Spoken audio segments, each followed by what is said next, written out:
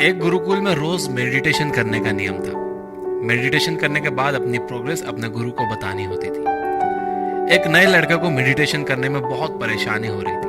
वो मेडिटेशन के दौरान फोकस ही नहीं कर पा रहा था, जिसकी वजह से वो बहुत गुस्से में था। उसके गुरु ने उससे पूछा, तुम्हें एग्जैक्टली किस चीज पर गुस्सा आ रहा है? उस लड़के ने कहा, जब भी मैं मेडिटेशन करता हूँ, कभी कोई बातें करता हुआ आ जाता है, कभी बिल्ली या दूसरा जानवर आ जाता है।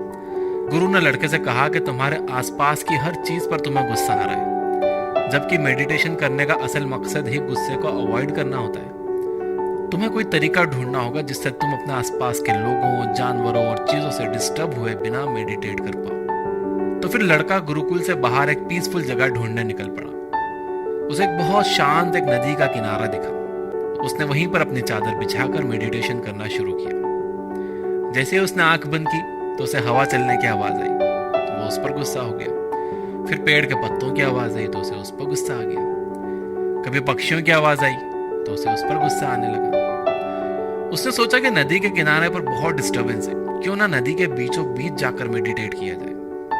वो एक नाव में बैठकर नदी के बीचों बीच गया और वहां मेडिटेशन करना उसने शुरू किया। नदी में मेडिटेशन करते वक्त उस लड़के को अच्छा महसूस हो रहा था। फिर वो रोज नाव में बैठकर नदी के बीच में जाकर मेडिटेशन करने लगा। अब वो खुश था कि उसे कोई डिस्टर्ब नहीं कर रहा है और वो मेडिटेट कर पा रहा है। एक दिन नदी में मेडिटेशन करते वक्त उसे पानी के छपछपाने की आवाज आई। उसने आंखें खोली तो देखा कि एक बड़ी सी नाव उसकी तरफ आ रही थी। वो बहुत गुस्सा हो गया। वो गुस्से में चिल्लाने लगा, अपनी नाव को यहाँ मत लाओ, उसे मोड़ लो। लेकिन उस नाव ने इस लड़के की नाव को टक्कर मार दी। लड़का बहुत गुस्से में था, लेकिन जब उसने उस बड़ी नाव में देखा तो उसमें कोई भी नहीं था। वो नाव तेज हवा और पानी के बहाव से वहां आ गई थी।